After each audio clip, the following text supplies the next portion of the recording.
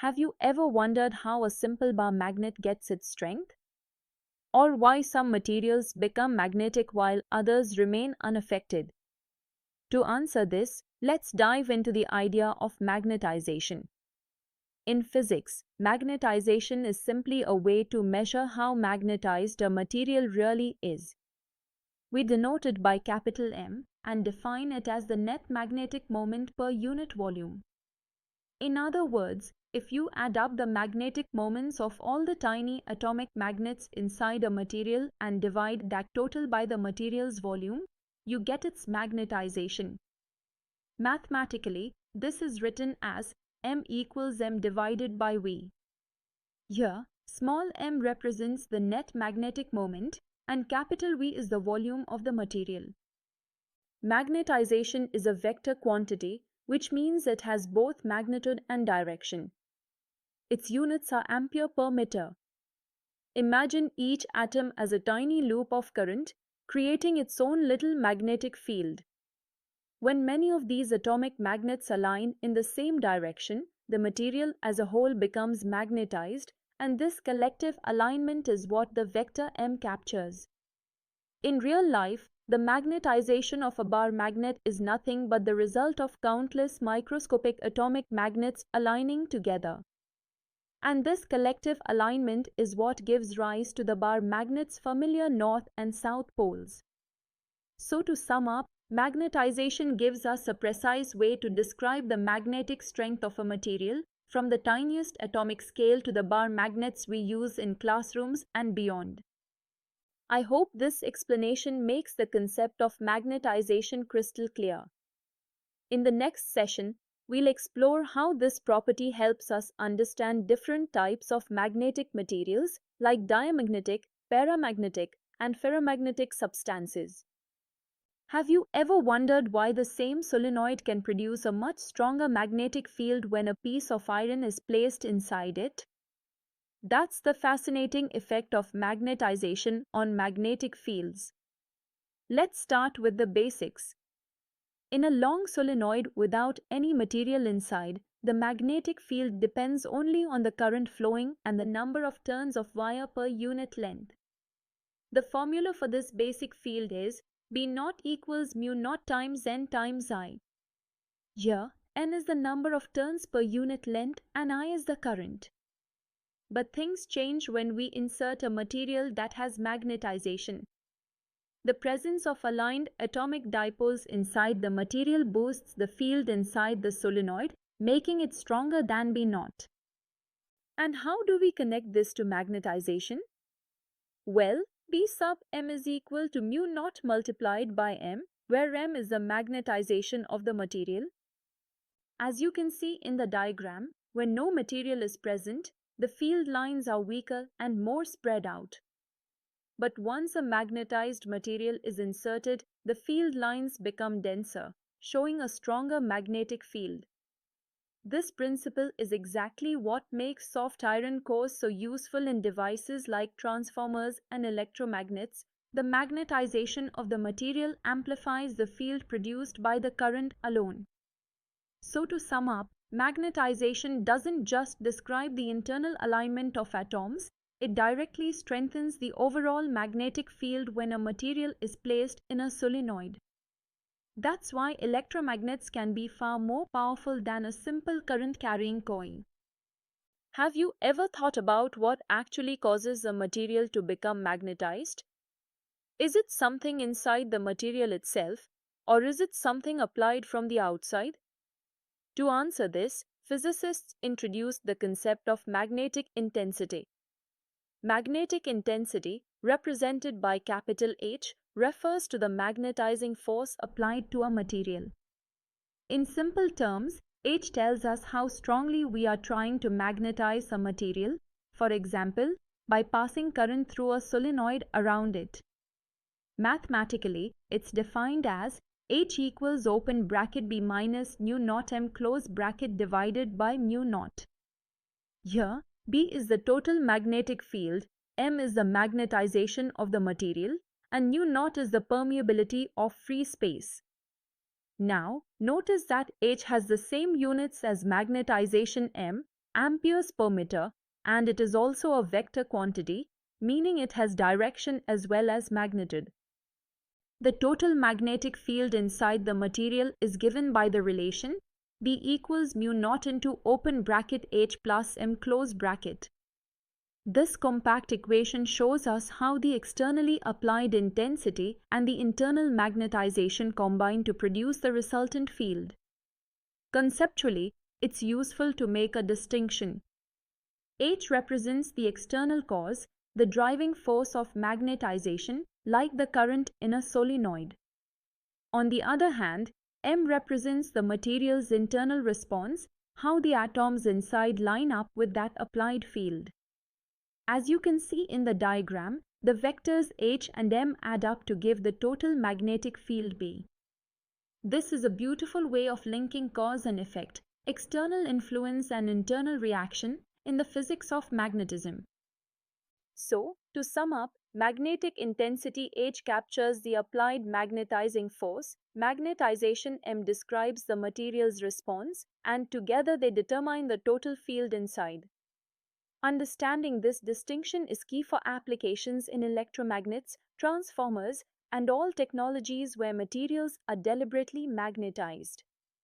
I hope this gives you a clearer picture of how the external and internal contributions to magnetism work together. In the next session, we'll explore how different materials respond differently to this magnetizing force, leading to diamagnetism, paramagnetism, and ferromagnetism. Have you ever noticed how some materials, like iron, get strongly magnetized in an external field, while others, like copper, barely respond at all? This difference is captured beautifully by a property called magnetic susceptibility. Magnetic susceptibility, denoted by the Greek letter chi, tells us how much a material becomes magnetized when placed in an external magnetic field.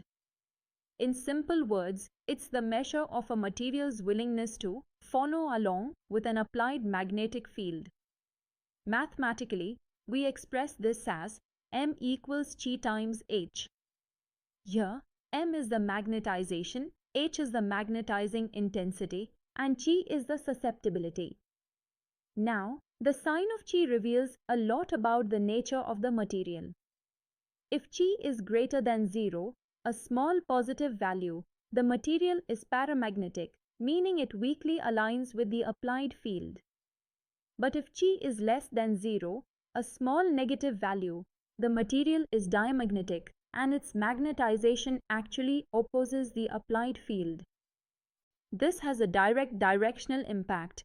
In diamagnetic substances, the internal response fights against the external field, while in paramagnetic substances, it assists the field, even if only slightly. The law linking all this is B equals mu naught into open bracket 1 plus G close bracket into H. This shows how the susceptibility factor modifies the applied magnetizing intensity to give the total magnetic field inside. So, to sum up, susceptibility chi is the key material property that tells us whether a substance supports or resists an external magnetic field. This simple parameter explains why some materials make excellent magnets, while others seem unaffected. I hope this gives you a clear understanding of how materials respond to magnetizing forces. In the next session, we'll see how this classification leads us to three major groups of materials: diamagnetic, paramagnetic, and ferromagnetic. Have you ever wondered how we connect the three big ideas in magnetism: susceptibility, permeability, and relative permeability? Let's put the pieces together step by step. We start with relative permeability, denoted by mu r. It tells us how many times stronger a material's response is compared to empty space. And it's directly linked to susceptibility chi through the relation mu r equals 1 plus chi. Now, moving forward, absolute permeability, represented by mu, is obtained by multiplying the permeability of free space mu naught with the relative permeability mu r. So mathematically, mu equals mu naught times mu r. Using this, we can rewrite the field relation in a simple, unified way, B equals mu times H. Here, mu captures the material's total response, both the external influence and the internal alignment. It's also important to note that nu and nu naught share the same units and dimensions, which keeps our calculations dimensionally consistent and meaningful. And here's a real-world insight. Materials like iron have an extremely high value of relative permeability. This means they can amplify magnetic fields dramatically, which is why they are used in the course of transformers, electromagnets, and many other devices. So to wrap it up, susceptibility Chi tells us how responsive a material is. Relative permeability mu r expresses that responsiveness compared to free space, and absolute permeability mu ties it all back into the magnetic field equation. Together, they give us a complete picture of how materials behave in magnetic fields. I hope this helps you see the beautiful connection between Chi, nu, and nu r. In our next session, we'll explore how these properties shape the classification of magnetic materials into diamagnetic, paramagnetic, and ferromagnetic types. Let's now apply what we've learned to a real numerical example. Imagine we have a solenoid with 1000 turns per meter carrying a current of 2 amperes, and it has a core material with relative permeability 400. Our goal is to calculate the magnetic field inside this magnetized solenoid. Step 1. We begin with the calculation of magnetic intensity, H. The formula is H equals N into I. Substituting the values, N is 1000 turns per meter, current I is 2 amperes, so H equals 1000 multiplied by 2, which gives us 2000 amperes per meter. Step 2. Now we move to the magnetization, M. We know that the relation between relative permeability and susceptibility is mu r equals 1 plus Chi. Using this, and the fact that B equals mu naught into mu r into H, we can express magnetization as Chi into H, or equivalently as open bracket mu a minus 1 close bracket into H. Step 3. Let's calculate the magnetic induction, B. The formula is B equals mu naught into mu r into H. Substituting values, mu naught is 4 pi into 10 to the power minus 7 multiplied by 2000 multiplied by 400. Solving this gives us B equals 1.05 Tesla. That's the magnetic induction inside the solenoid. Step 4. The magnetizing current is already accounted for, since H is defined as N into I, so we don't need to calculate it separately here. So, the final result is, the field inside this magnetized solenoid is approximately 1.05 Tesla, a strong field thanks to the material's high relative permeability. This numerical shows us how the interplay of current, called density, and material properties determines the strength of the field, a principle that's applied directly in devices like transformers, inductors, and electromagnets. Before we close this topic, let's take a quick recap of the key ideas we've explored about magnetization and magnetic intensity. First, remember that magnetization reflects the internal alignment of atomic magnetic moments inside a material, essentially how strongly those tiny atomic magnets are lined up per unit volume. Now, it's important to distinguish between H and M. Magnetic intensity, H, comes from external sources like the current flowing in a solenoid. Magnetization, M, on the other hand, is the material's internal response to that applied field. One is the cause and the other is the effect. Then comes the role of susceptibility and permeability. Magnetic. Then comes the role of susceptibility and permeability. Magnetic susceptibility, Chi, directly links magnetization M to field intensity H through the simple relation M equals Chi times H. Relative permeability, nu r, tells us how much more magnetic induction a material can produce compared to free space. The total magnetic induction B is given by B equals mu naught times mu r times H.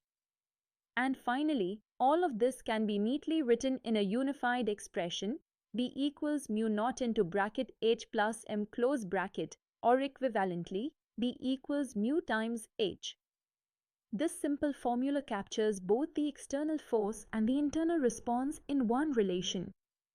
So to wrap up, magnetization shows the material's response, magnetic intensity is the applied force, susceptibility and permeability connect the two, and together they give us the complete story of how materials behave in magnetic fields. I hope this summary has tied all the pieces together for you. In our next session, we'll take these ideas further and look at how different classes of materials, diamagnetic, paramagnetic, and ferromagnetic, behave under these principles.